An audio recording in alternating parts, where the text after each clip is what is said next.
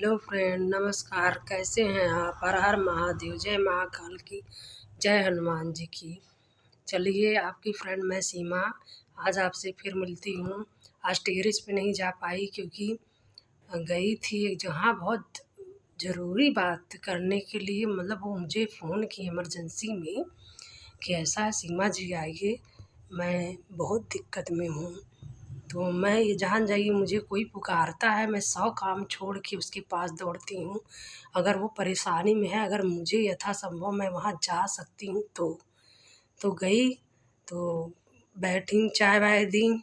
फिर कहीं कि मेरी जेठानी हैं, उनको क्या दिक्कत है समझ में नहीं आ रहा। ये मेनोपाज है, मैं क्या करूँ सीमा बताइए। इनको बहुत ज़्यादा दिक्कत हो रही है। तो मैं उनको यथासंभव सारा चीज़ मैं बता डाली कि देखिए ऐसा करिए, ऐसा करिए। मैं बहुत कोशिश की कि वो ठीक हो जाएं और उनका तबीयत ठीक हो।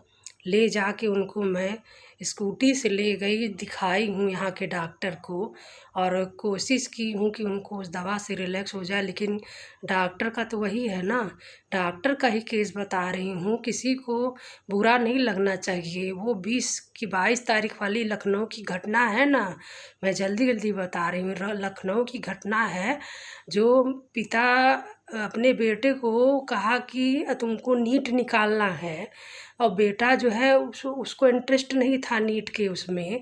तो ये जो है बेटा जो है ना, पिता के अंडर प्रेशर करने से बेटा अपने पिता पे गोली चला दिया। ये लखनऊ की घटना है, कहीं भी पता कर लीजिए। और गोली चला दिया जब पिता को, ऐसे नहीं सोचा कि ऐसे नहीं, फिर वहाँ की जो नदी है उसमें फेंकने का प्रयास किया। सोचा कि कैसे फेंकूं, तो पिता का वेट बहुत ज़्यादा था तो नहीं फेंक सका। फिर उनको ठिकाने लगाने के लिए वो दूसरे उपाय करने लगा। अब सोचिए, ऐसा कैसे कोई बेटा या कोई कर सकता है। एक तुम मतलब नहीं पढ़ा सकते थे, नहीं कह सकते थे, तो इतनी बड़ी घटना को अंजाम दे दिए। तो ये तो डॉक्टर का है कि क्या है, कहा जाए। और इसीलिए ना मेरा ट्रस्ट ना डॉक्टरों से उठ गया है। ये देख रहे हैं मेरी खांसी बनी है, लेकिन मैं किसी डॉक्टर के पास नहीं जा सकती हूँ। मैं अपना घर में ठीक कर लूँगी, मर जाऊँगी। आयुर्वेद को अपनाऊँगी, आयुर्वेद को मैं सलाम मतलब हर तरह से आयुर्वेद को मैं वो करती हूँ। बाबा रामदेव चाहे जैसे हों, वो मेरे आइडियल है, मेरे आइडियल है बाबा रामदेव। तो इसीलिए मैं आयुर्वेद पे ट्रस्ट करती हूँ, आयुर्वेद को मैं अपनाती हूँ। और किसी भी मैं जो है इस तरह के डॉक्टरों पे एकदम ट्रस्ट नहीं करती हूँ। तो ले गई मैं उनको, आयुर्वेद में ही दिखाई हूँ। आयुर्वेदिक लेडीज़ मेरे साथ की हैं, उनको दिखाई हूँ।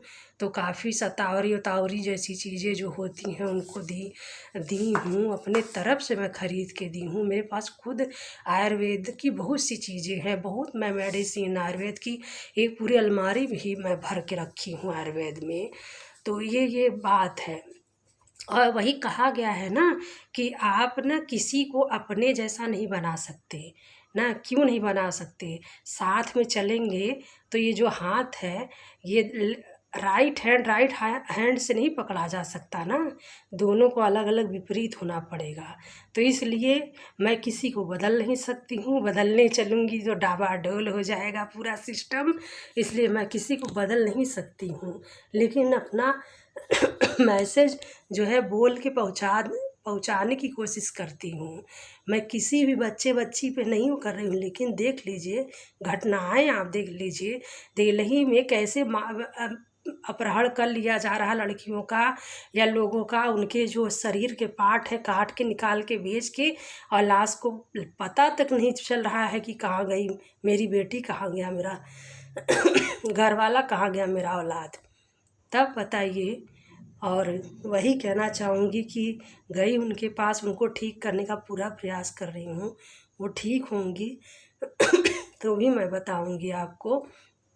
तो मेरी ये सिचुएशन है कि मैं सोचती हूँ कैसे किसी का भला हो जाए, कैसे किसी के लिए।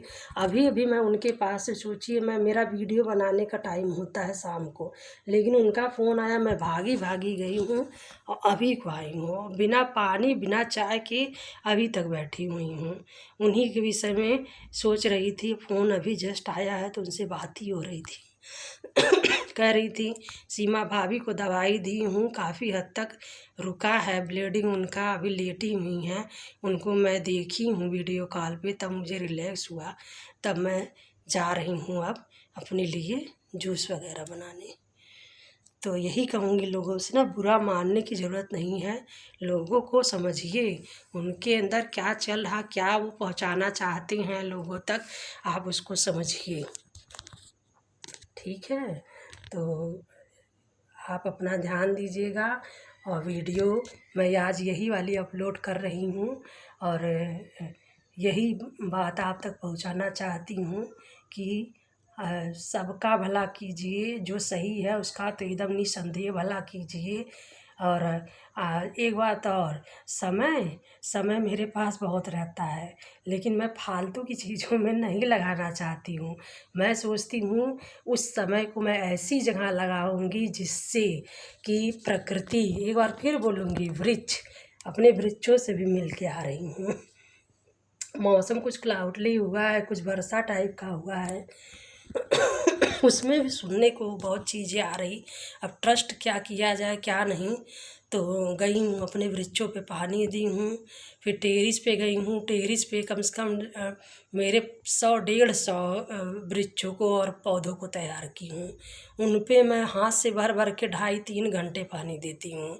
और पंछियों को रात के बता रही हूँ, मैं 12 बजे भी सिटी से घर पे आऊँ बाहर से, 12 बजे भी मैं दाना देने अपने कौवा को चली जाती हूँ। तो चलती हूँ, मेरा टाइम हो गया, क्योंकि आपसे इतनी ही बातें करनी थी।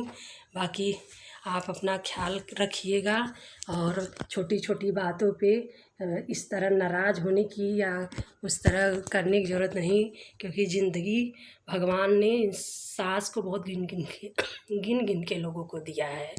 तो अपनों का ख्याल रखिए। और जय श्री राम, जय महाकाल, जय हनुमान जी की, जय सिया राम जी की, नमः पार्वती पतये, हर हर महादेव।